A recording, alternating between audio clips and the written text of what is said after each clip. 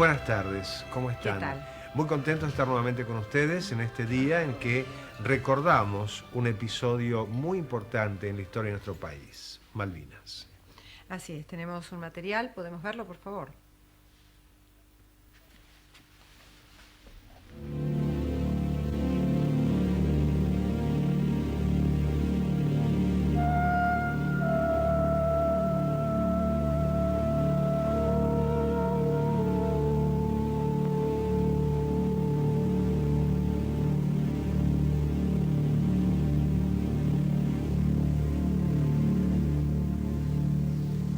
Entonces hay una toma de conciencia de que ya no queda nada por jugar.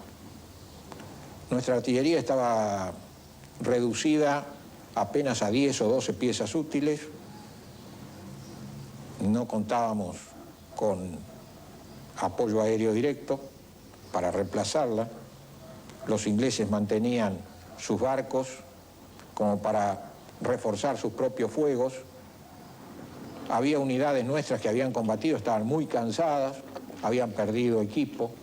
Solo iba a tener por consecuencia la pérdida de más vidas, que era inútil. Esa fue la conclusión a que llegué yo, y después de algunas conversaciones que mantuve con mis comandos superiores, resolví aceptar el cese del fuego ofrecido por los ingleses y más tarde se produjeron las conversaciones correspondientes. Yo sentía una congoja muy grande. Para mí era que habíamos perdido, me sentía derrotado. Creo que lo que más me choqueó fue el ver una noche cuando nos juntaron a todos en distintos galpones, cuando nos llevaban para el aeropuerto, ver la bandera inglesa flameando en un buque. Creo que fue un golpe muy grande. Yo me acuerdo que me puse a llorar de bronca, ¿no? Porque era decir, pasé tanto hambre, pasé tanto frío, pasé tanta soledad, pasé tantas cosas, mataron compañeros y está flameando la bandera inglesa. No, era una derrota bastante grande.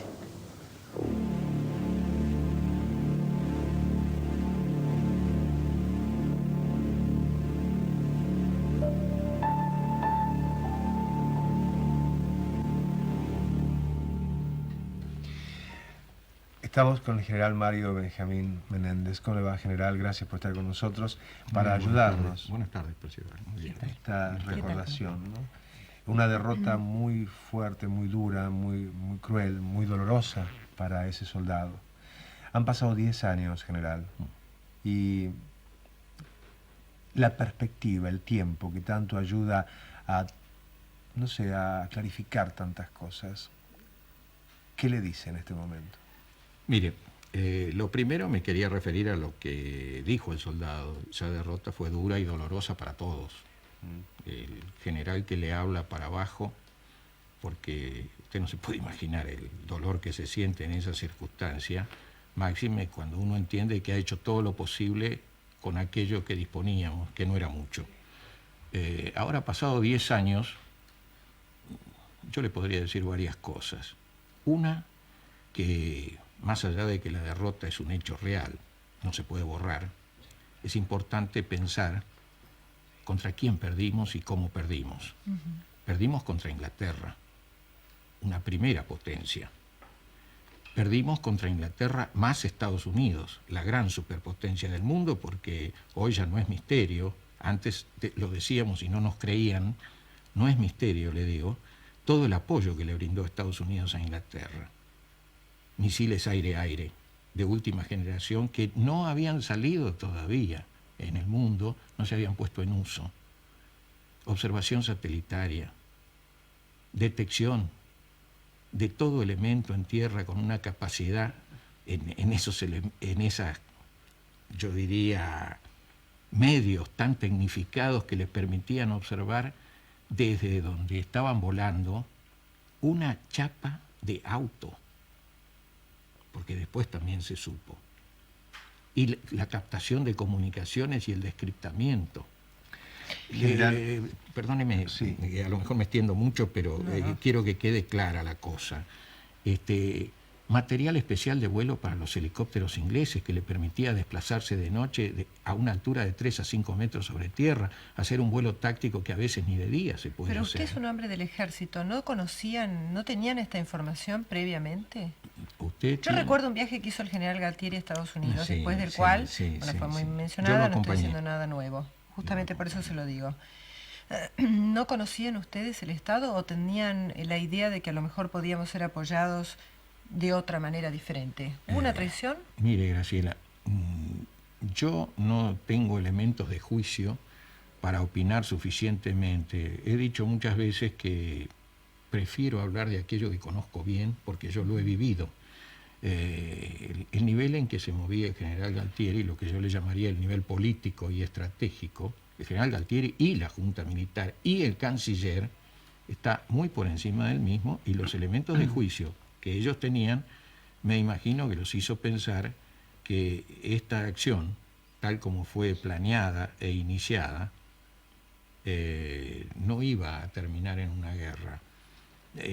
Fíjese usted que el contingente inicial que debía apoyarme a mí, gobernador militar a secas de Malvinas, yo fui nombrado comandante de la guarnición militar unos cuantos días después, eso era una guarnición de 500 hombres inicialmente. General, Con eso no, nadie piensa en ir a una pero guerra. usted tuvo oportunidad de hablar con el general Galtieri y de hacerle ver que esto podía convertirse en una grave derrota, que podía tratarse de un desatino.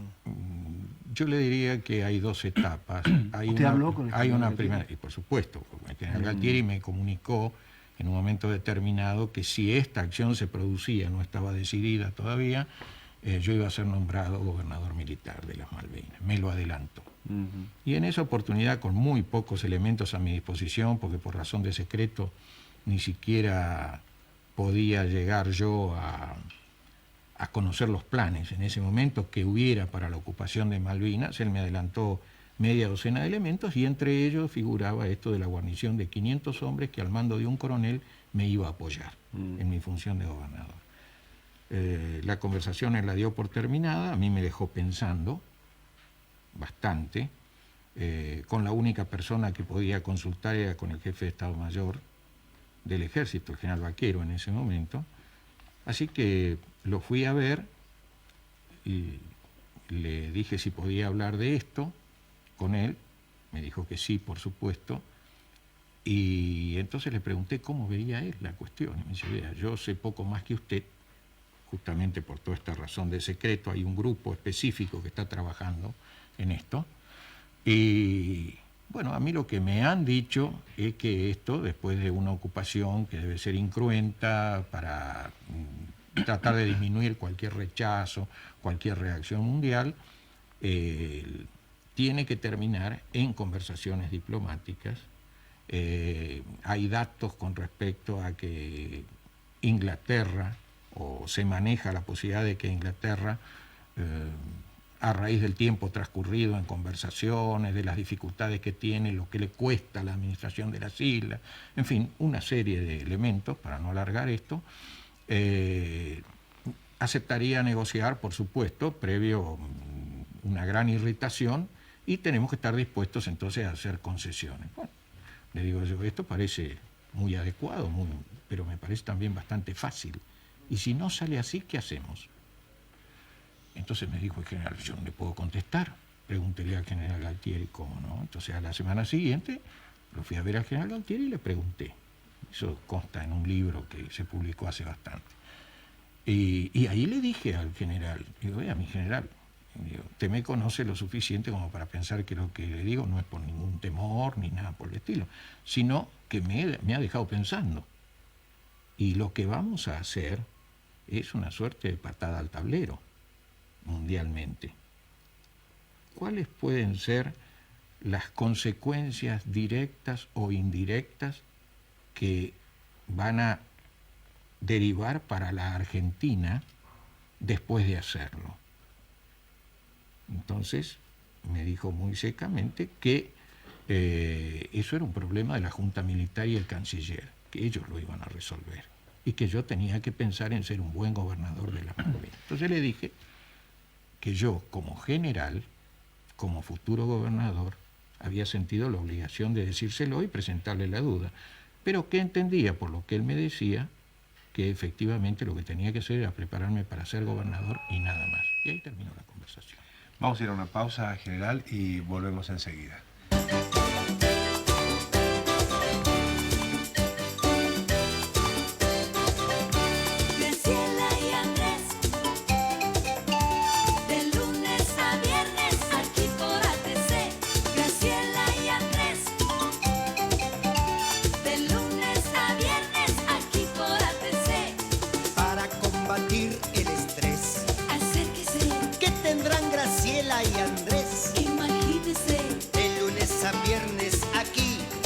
En ATC.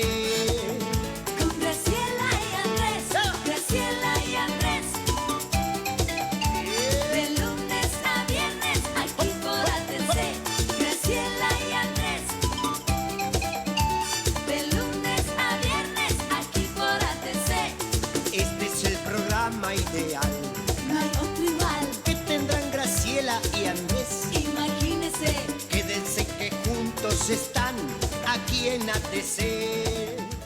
Graciela y Andrés.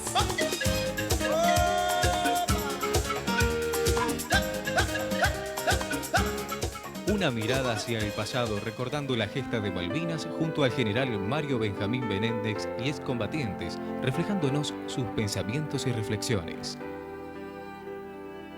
Malvinas con la columna de Horacio García Belsunce. Aquí, en Graciela y Andrés.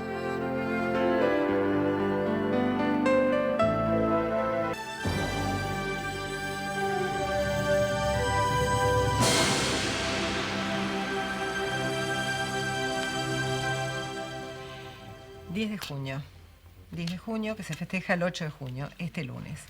Horacio García Belsunce. ¿Cómo te va, Graciela? ¿Qué tal? ¿Cómo estás? Me gustaría que nos dijeras un poco, ¿qué estamos conmemorando? Ya no celebrando, obviamente, ¿no? Sí, lo que estamos conmemorando es aquella triste vuelta. Aquella triste vuelta porque fue triste la recepción que se le dio a quienes habían ido a combatir a Malvinas. Traje un artículo, del que voy a leer un pedacito nada más, de alguien que tuvo bastante que ver con esta guerra de Malvinas y que subtitula la última parte del artículo, Aceptación de la cuota de responsabilidad. Dice, quienes no supimos advertir los descomunales errores que se iban a cometer, tenemos una gran cuota de responsabilidad. La necesidad de reconocerlo públicamente es el origen de este mea culpa que, aunque redactado en primera persona del plural, es únicamente adjudicable a quien esto escribe. La intención, comenzar a luchar para que sea la historia real la que llegue a las futuras generaciones de argentinos, sin dramatismos, sin fanatismos, sin exaltaciones patrioteras, sin simulaciones, sin olvidos, solo con la verdad, comenzando por el reconocimiento de nuestras propias culpas, por Dios y por la patria. Este artículo lo escribió Horacio Zaratiegui, el contraalmirante Zaratiegui, que bastante tuvo que ver en esta guerra de Malvinas y hoy, como vi en una nota que se hizo en una revista, maneja un barco de estos que van a Colonia y de eso vive. ¿Sí te acordás, Graciela, que cuando...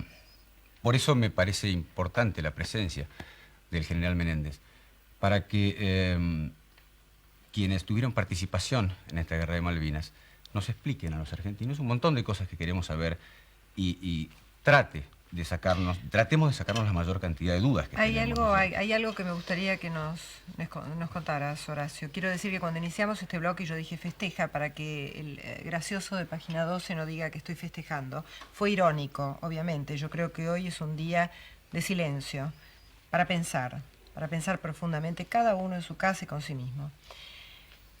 Lo que te quería preguntar, Horacio, es, ¿sabía el general Galtieri que Estados Unidos no lo iba a apoyar? ¿Tenés otra preguntita más sencillita? Hay una relación. Sí, sabía. El general Galtieri lo sabía. Yo no sé si algún día lo va a decir, pero el general Galtieri lo sabía. No solamente por algunas conversaciones que se han publicado el 10 de abril, cuando se conmemoraron estos 10 años, en algunas revistas con su conversación telefónica con el presidente Reagan, sino que además hay una grabación, yo no sé si existirá ya, no sé si el general Menéndez lo sepa, una comunicación telefónica que hace el entonces embajador argentino en los Estados Unidos, Tacas, donde habla concretamente con el general Galtieri y con Cancillería, para decirle no envíen las tropas porque Estados Unidos definitivamente no nos va a apoyar. Yo no sé si esta grabación aún existe, en su momento existió. Y bueno, reconocer o no reconocer esto queda en la conciencia de cada uno, ¿no? Me gustaría después, Andrés está con el general Menéndez, saber si él tenía conocimiento de esta información, de esta llamada, ¿no? Tal vez pueda ser que el general no la haya tenido, ¿no? Por eso, bueno. Y cerrar entonces esta columna de la misma forma que la cerré el 2 de abril, diciendo que tenemos que sacar de lo peor lo mejor. Y en aquella oportunidad dije que lo peor había sido esta guerra, que lo peor habían sido las muertes, la impotencia ante las muertes, el dolor ante las muertes, pero que lo mejor era que a partir de esa guerra de Malvinas se nos había abierto la puerta, ojalá que en forma definitiva, se nos había abierto las puertas de la democracia. Y una democracia por la que tenemos que luchar mucho y tratar de no dejar nunca más. Y yo creo que si en su momento los muchachos, y en esto quiero hacer un homenaje, ya que están acá tanto a Edgardo Esteban como al joven que está acompañándolo, Andrés, tal vez ellos en ese momento no sabían por qué estaban peleando. Que sepan, sobre todo aquellos que no volvieron, que pelearon para abrirnos la puerta a esta bendita democracia que no debemos dejar más. Por eso yo desde acá les digo lo mismo que el 2 de abril. Gracias por todo y perdón por todo. Muy bien, Horacio. Vamos, Andrés, por favor. Sí, estoy con Jorge Altieri. ¿Cómo estás, Jorge? Bien, gracias a Dios. Luchando por los compañeros de Malvinas del partido de Lanús. Trabajás directamente en Lanús y estás tratando de conseguir algo muy importante, ¿no? Sí, estamos trabajando para poder conseguir una ordenanza para exhibición de impuestos de todos los excombatientes de Malvinas que vivan en el partido de Lanús. Exactamente. Estamos trabajando con el Consejo Deliberante. O sea que ese gracias que recién te daba Horacio García Belsunce, que se traslade a la práctica, a la realidad cotidiana de gente como vos que has quedado impedido para muchas cosas en la vida, ¿no? Sí, pero para luchar por mis compañeros no, y para seguir manteniendo mi familia tampoco. ¿Te casaste? Sí, tengo una nena. Ajá. Y muchos de mis compañeros han hecho lo mismo y los problemas que le han dejado Malvinas han llegado a separarse de la familia. Pero gracias a Dios, esta hemiplegia que vos tenés todavía no te ha impedido formar una familia. Eso es muy importante. Altieri, vamos a ir a una pausa y volvemos y recordamos Malvinas, bueno. Ya volvemos. Hugo Jiménez y Marina y el conjunto de los cantautores nos acompañan hoy en Graciela y Andrés.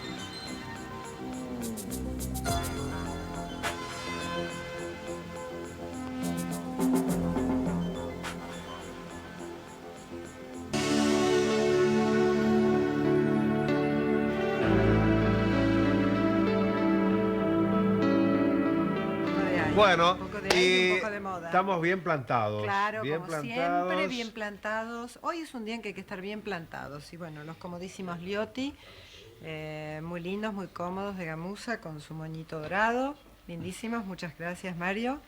Y hoy, bueno, como han visto, un traje de Morindinar de lana bouclé a cuadros, negro y verde, con cinturón. Se puede usar también sin cinturón y con camisa abierta. Bueno, lindísimo. Para este tiempo me parece bárbaro. Gracias, Morín. Lindísimo. Muy bueno. ¿Tú a quién mandaste saludos hoy? Voy a mandar saludos al señor Dottori, de la sucursal de Modart de Bahía Blanca. Señor Dottori... Creí que Córdoba, por Córdoba la dota. Más o menos. Dottori de Bahía Blanca. Ah, claro, Bahía Blanca. Un gran abrazo. Y ahora, ¿qué te parece si sacamos la música del Claro, Pino? música, porque permiso, Andrés. Hoy están con nosotros, ¿qué tal, Hugo? ¿Cómo está, estás, Graciela? Marina? ¿Qué tal? ¿Cómo estás? ¿Cómo andan? Sé que están bailando. Sí, Falcucci, allá vamos hacia los micrófonos. Sí. Vengan, están con un pie en el avión, ¿no es cierto? Sí. ¿Están viajando? Esta noche partimos a Canadá, Ajá. a Toronto, a hacer una temporada de 1 mes y medio en un teatro. Ujú. Pero todo esto va en beneficio de una fundación que ayuda a la Argentina, Ajá. y especialmente a Salta, a Formosa, a las provincias del noroeste, ¿El nombre de la fundación? latinoamericana, y la presidenta es una señora salteña que se llama Susana Sioco. Ajá. Ahora en este día yo le voy a contar una anécdota breve de que cuando fuimos el año pasado a actuar, Ujú. actuamos y había un chico que era condecorado de la Malvina, Ujú. un ex combatiente, se llamaba Ezequiel.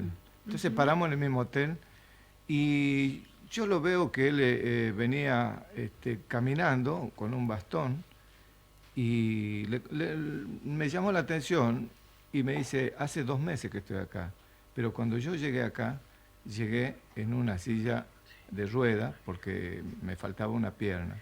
Y yo trabajo en la municipalidad en Entre Ríos, capaz que nos está mirando. Ujú, seguramente. Y pasé un gusto, Ezequiel, recordar la anécdota esta.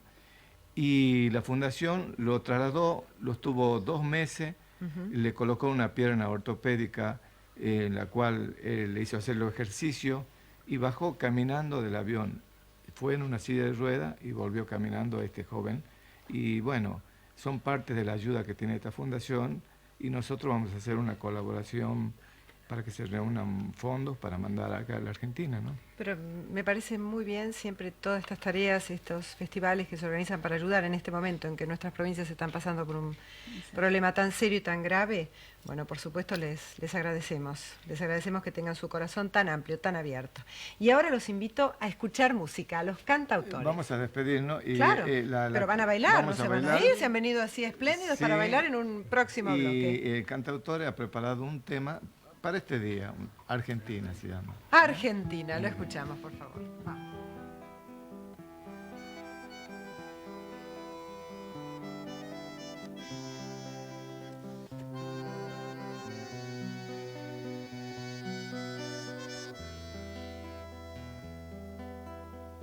Cuando digo madre, no tan solo digo razón familiar. Digo madre escuela, estilo costumbre. Digo madre lumbre de mi oscuridad. Cuando digo tierra, 5 continentes quisiera decir. Pero digo pueblo que tiene su modo y al igual que todos quiere hacerse oír. Cuando digo Argentina, digo tierra firme, árbol con raíces, traspasando el mar. Digo barco que puede volver del naufragio, cuando juntos cuidemos su rumbo y su canto. Cuando digo Argentina.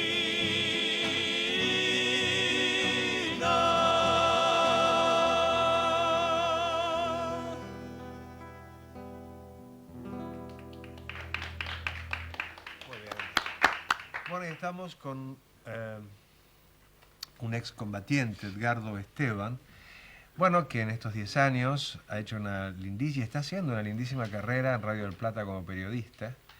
Y me interesa mucho, nos interesa a todos saber qué balance sacás, o este tiempo que ha pasado, que es un buen periodo para reflexionar de tu experiencia en Malvinas. ¿A qué grupo pertenecías, Edgardo? Al grupo de artillería de la Transportada 4. Ajá. ¿Esto es? En Córdoba, en Calera. Y si tuviera que hacer un balance... ¿Y estabas haciendo la conscripción? Sí, soldado de la clase vieja, la clase 62. Así que me tocó desde que ingresé hasta que salí 16 meses. Y cuando estábamos ya esperando la baja, bueno, nos tocó la guerra o el conflicto de Malvinas. ¿Y fuiste a Malvinas? Y fui a Malvinas. Ajá. ¿Y ahí? Y ahí fuimos una de la última unidad en replegarse. Estábamos al mando del general, ahora actual general, ante el teniente coronel Carlos Alberto Quevedo, y bueno, nosotros nos replegamos 7:40 y el conflicto en sí terminó a las 8 de la mañana del día 14.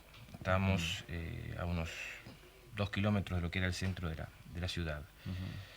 Y luego de ese último repliegue, Y de ahí ¿qué pasó? estuvimos armándonos para hacer, decían, un combate en el interior de lo que era la ciudad. Después nos avisaron que a las 13 horas iba a pasar un helicóptero con una bandera blanca anunciando la rendición.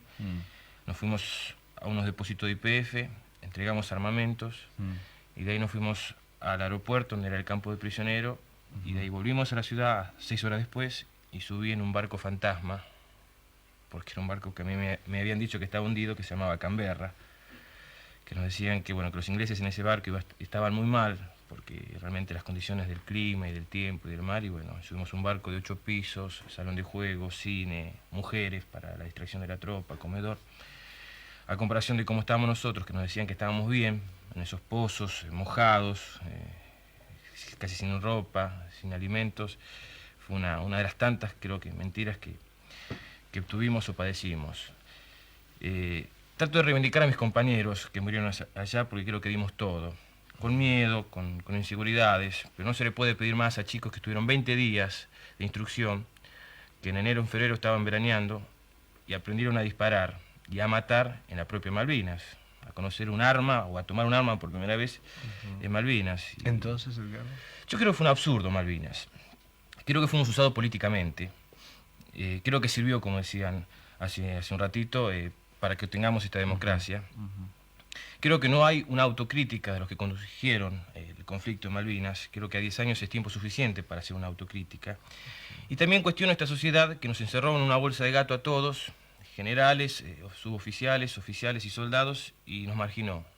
Prefirieron tratarnos de locos, prefirieron no hablar del tema, escapar a esta realidad, y nos fueron marginando. Porque yo no creo ser el ejemplo o el prototipo de Malvinas, porque yo pude superar. Aún hoy sigo haciendo un tratamiento psicológico, estoy contento en mi carrera, amo lo que hago, pero no soy el caso excepcional. Hay muchos chicos, no solamente en Capital Federal, y particularmente en el interior del país, donde a 10 años no consiguieron trabajo, donde no consiguieron asistencia médica, donde ni siquiera consiguieron piernas ortopédicas en algunos casos.